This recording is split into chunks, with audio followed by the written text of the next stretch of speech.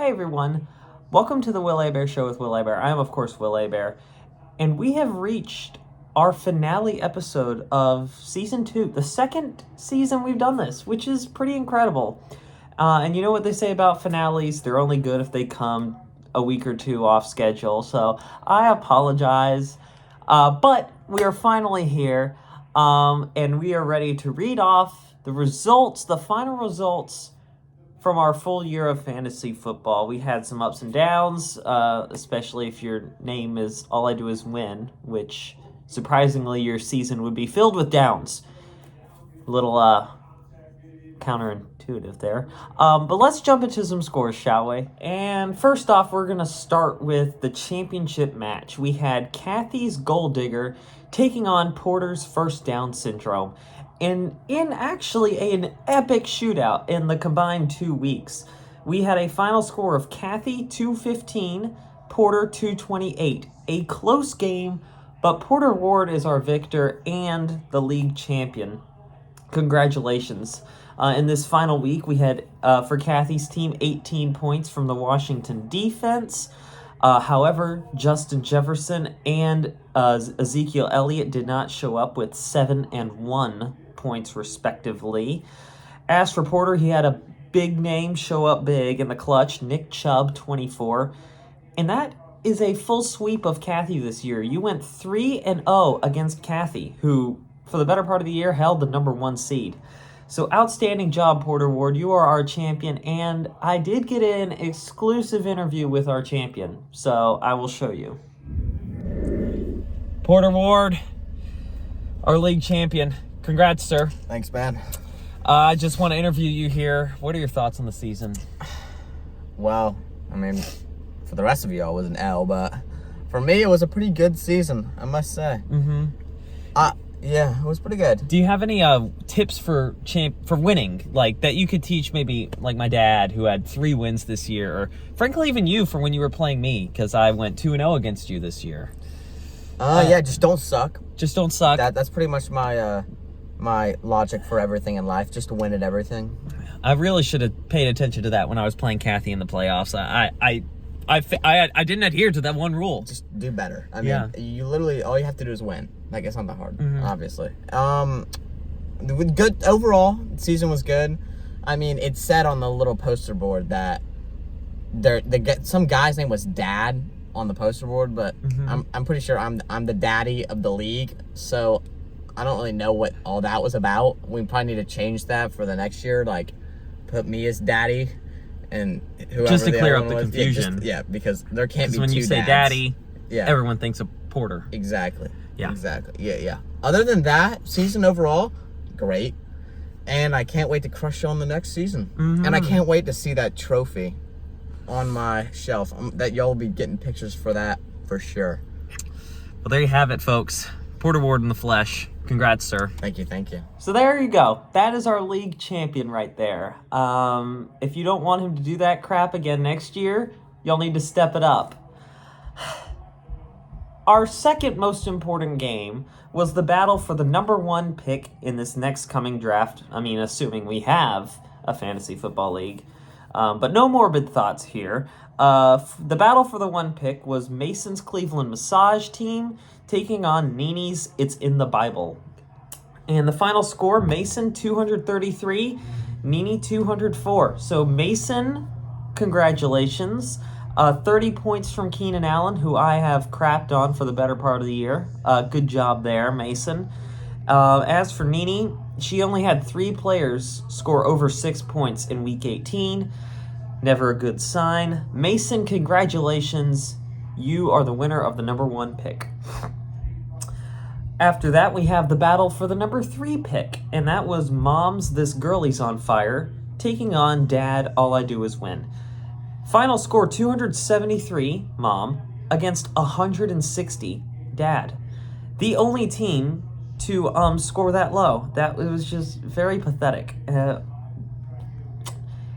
Get us next year, dude. Like, this was rough. For Mom, 19 points from Brock Purdy. Good performance there. And also, Dad had 16 points from the Niners defense and from George Pickens in Week 18. So, not bad, but overall bad. And that leads us to the final game, the battle for the number 5 pick, the two other teams that won, actually, in the playoffs. And we had Dee Dee's Yellowstone Bisons taking on Will's Roethlisberger Helper team. Final score was actually the closest game of the week. Dee Dee had 190, and I had 200. By the way, I just want to make it clear what we did for the Bills and Bengals game. I just added what the players were supposed to get. So, for example, I think Josh Allen was a 21, and maybe Joe Burrow was a 22, what they were projected. And I think that was a fair way of doing it. If you disagree, do you think I care? And in from Dee Dee's team, you had 20 points from Allen and Diggs each. And then for my team in Week 18, you had 20 points from the Buffalo defense. Wow, the Bills went crazy in this matchup. And Christian Kirk went for 20 with Jacksonville. And yeah, that about sums it up. So let's go over to the awards section now, shall we? As always, we start with the Golden Chainsaw, which could be named now the Stetson Bennett Award for just sheer dominance this week. And that goes to Porter Ward. First of all, you won the championship and you swept Kathy. Nobody else can say, most people can't even say they beat Kathy. You went 3-0 against Kathy, which is insanely good, given how loaded her team is. Then you got the Vacuum Award, or the Florida Gator Award, and that goes to B3. Lowest score of the period, 160 points. Finished with 3 wins, and you didn't have a single playoff win. It's tough. Insightful Foresight goes to Mom. Highest score over the 2-week period. And you just had a great finish to the season. Drafting Jonathan Taylor really just took your team for a humongous loop, and you could not recover, but you had a very promising end to the season, and I actually cannot wait to see what you do next season. So I'm just going to put that one out there. Mom, little dark horse for next year, any knowledge. Just throw that out there. And the Cond Award goes to Kathy, the second place, the loser of the championship game. Great season. You finished number 1 in the regular season, and you just caught a bad game or two from Justin Jefferson in the finale, and you finished second place, but do not let that take away from what a great season you had. And now we're done with the weekly awards, but of course, it is the end of the year, so I will have some yearly awards that I would like to bestow. So let's go over to the yearly awards section. All right, so yearly awards, some are the same as last year, some are new. That's how you know how much of a nerd I am. I'm replicating awards from a fantasy football league from last year. Yes, we keep those stats here at the Will Bear Show with Will Bear. First of all, the first award is Squad Goals. That's the name of it, and it's the best overall draft. And I'm going to give this award to Nene because her quarterback room may be the greatest quarterback room of all time. You throw out Patrick Mahomes and Jalen Hurts. Just 2 outstanding names this year to have on your team, and the rest of her team was absolutely loaded. You can go check the rest of her team out in the app, but I'm just going to say those 2 names for now, and trust me, her team was loaded at the beginning of the year. No duds, please. This goes to the least number of bad picks at the beginning of the year in the draft, and this goes to Dee Dee. Although technically it could go to Kathy because she didn't make a bad pick. She didn't make a pick. It's all a matter of perspective. But this one goes to Dee Dee. The only bad pick I really see is taking Cam Akers in the 3rd round. Did not pay out. But other than that, outstanding draft, even though I was a very advocate of Josh Allen was not the right pick at number 1. I was wrong. Dee Dee, congratulations. Next up, we have the Exchangeogram Award, the best trade. And despite my better judgment, I'm going to give this one to Mason and Dad. Mason gave up, Keenan Allen, and Dad gave up Kyle Pitts, the biggest fleece of all time, because Keenan Allen did pay out, though Dad literally traded Kyle Pitts and cut Keenan Allen, which was a boss move. That is the Exchange Gear Award. There weren't many options here, if you couldn't tell. The Platinum Chainsaw. This is a new award, and it goes to the most accumulated golden chainsaws over the year. And this one goes to Porter Ward. Who would have thought that he had the most golden chainsaws? Outstanding job. Platinum Chainsaw goes to you. I'm going to skip that one and come back at that one at the end. We got the AP Pole Dancer Award. This is the most weeks spent as number one on our AP poll, and that goes to Kathy, who spent 8 of the 14 weeks in the regular season at number one. Outstanding job, Kathy. You are the champion of AP pole dancing. Y'all get it. Highway Robbery, the steal of the draft, goes to Mom, because in round 16, Ramondre Stevenson was still on the board, who ended up being a top 5 running back with New England. Outstanding job, Mom, and you picked him. Captain Consistent goes to the team who had the fewest weeks scoring less than 100 points. And this was an impressive one. Mason gets this award for having only 1 week under 100 points. Granted, that week he scored roughly 60, and it was an all-time fantasy football low. However, the rest of the weeks, you were on top of your game, Mason. I'll let that one slide for now. This final award, circling back, is called Manager of the Year, and it goes to the highest percentage of points accumulated that you could have possibly gotten. So if you scored 100 points, but a perfect lineup that you could have started was 130, you would have gotten whatever percentage 100 over 130 is. So the Manager of the Year goes to Mason because he allocated for 89% of his possible points. Outstanding job. Do y'all want to take a guess at who last place was with 76%? Yeah, you guessed it. It is B3, Dad. In fact, the only person well under 80% allocated, and you got a 76. That about sums it up, I would say. But Manager of the Year, a very esteemed award. Mason, congratulations. I know that this is going to be a longer episode, but there's just so much stuff we have to just get out there before the season's fully over. I mean, this is it for the Will Aber Show with Will Aber until couple months, you'd think, right? Like, this is a big deal. But before I go and completely finish, I have to go over every team's MVP, best pick, and worst pick. I did this last year, so there's really not much explaining to do. I go from team to team and pick 3 people to be their MVP, who their best pick was in the draft, and who their worst pick was in the draft. Pretty straightforward. So we'll start with me, Roethlisberger helper, to start. MVP goes to Amon-Ra St. Brown, who stepped up big time in Cooper Kupp's absence. The best pick was Christian Kirk, who was drafted in round 8 or 9 and was a top 10 wide receiver this year in fantasy. Also, stellar job coming off the bench after Cooper Kupp went down. Cooper Kupp, 99 grit, highest motor I've ever seen, real lunch pail type of guy. I would definitely let him date my daughter. And my worst pick was J.K. Dobbins, who spent the majority of the season injured and on the bench. Next up, we have Mason. Team MVP is definitely Travis Kelce, the only relevant tight end this year. So congratulations, Travis Kelce.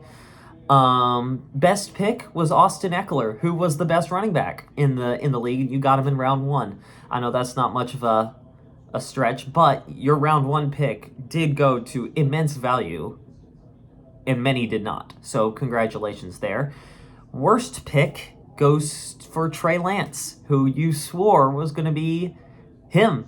He was your first quarterback selected in round 12, and he didn't even get through a full week without going on injured reserve. So that is your worst pick and your worst take of all time, Mason. don't worry. I'm coming for the rest of y'all. The crap coming down is going to spread equally. No worries. Mom, you're up next. Your team MVP is Josh Jacobs, who absolutely went off this year. Maybe, if not the best, top 3 as far as running backs go. Your best pick, I already kind of went on this earlier, Ramondre Stevenson. And your worst pick, Jonathan Taylor, who may be the biggest fantasy bust of all time. I liked the pick when you made it, but it did not pay off. So, Jonathan Taylor, terrible. As for Dad, I really couldn't pick a team MVP, but I'm going to go Tyler Lockett here, who actually put up consistent numbers all year. Your best pick, in round 17, you took DeAndre Hopkins, and that paid off to my mistake. That was on me. But I think you could all see the worst pick coming a mile ahead. Kyle Pitts, worst pick. Moving on. I think I've wasted all the jokes on him, but it doesn't matter. Next up is Nene. Team MVP, CeeDee Lamb, had a great year with the Cowboys. Best pick, Jalen Hurts, who was your second quarterback picked, but who was the best quarterback fantasy-wise throughout the whole year. Your worst pick was Cortland Sutton, who went off the board round 5 or 6 and didn't do much of anything the whole year. Didi, you are next. Team MVP, Josh Allen. Easy. Best pick, Tyreek Hill, who went off the board round 2, but was the best fantasy receiver of the year. Outstanding pick. Worst pick, Cam Akers. Just didn't do a whole lot until like week 18. Kathy, you are next. Your team MVP is Justin Jefferson, no doubt about it, though he choked in the playoffs. I thought that was Kirk Cousins' job. Hey! Your best pick, your auto draft's best pick was A.J. Brown, who was stellar this year, and worst pick goes to Javonte Williams, who had a good start to the season, but then tore his ACL or something like that. And finally, Porter Ward, team MVP is Joe Burrow. Best pick, Nick Chubb, outstanding year. And worst pick, Hunter Renfrow. He didn't do much of anything. And those are all your team MVPs and stuff. And just to recap for one final time, we have our final standings here in front of me, and I would just like to list them off. So finishing number 1 is Porter Ward, and finishing number 2 is Kathy. Those two were pretty straightforward. Third place, the bronze, goes to Will the Thrill. Roethlisberger will gladly take another consecutive top 3 finish. Fourth place goes to Didi. Fifth place is Mason. 6th place is Nene. 7th place is Mom. And last and certainly least is Dad at 8th.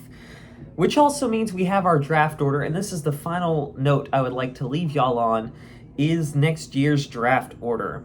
First overall pick goes to Mason Abear. So be thinking, my early guess for your first pick would be Travis Kelce, the only relevant tight end. But you really cannot go wrong from the number 1 pick. Drafting second overall is Nene. Third overall is Mom. Fourth overall is Dad. You're going to need a few more higher than that to make a difference. Fifth overall pick goes to me. 6th overall pick goes to Didi. The 7th pick goes to Kathy. And finally, the 8th pick goes to the defending champ, Porter. And that's it for the Will Abear Show with Will Abear. I am Will Abear. I will see y'all next year.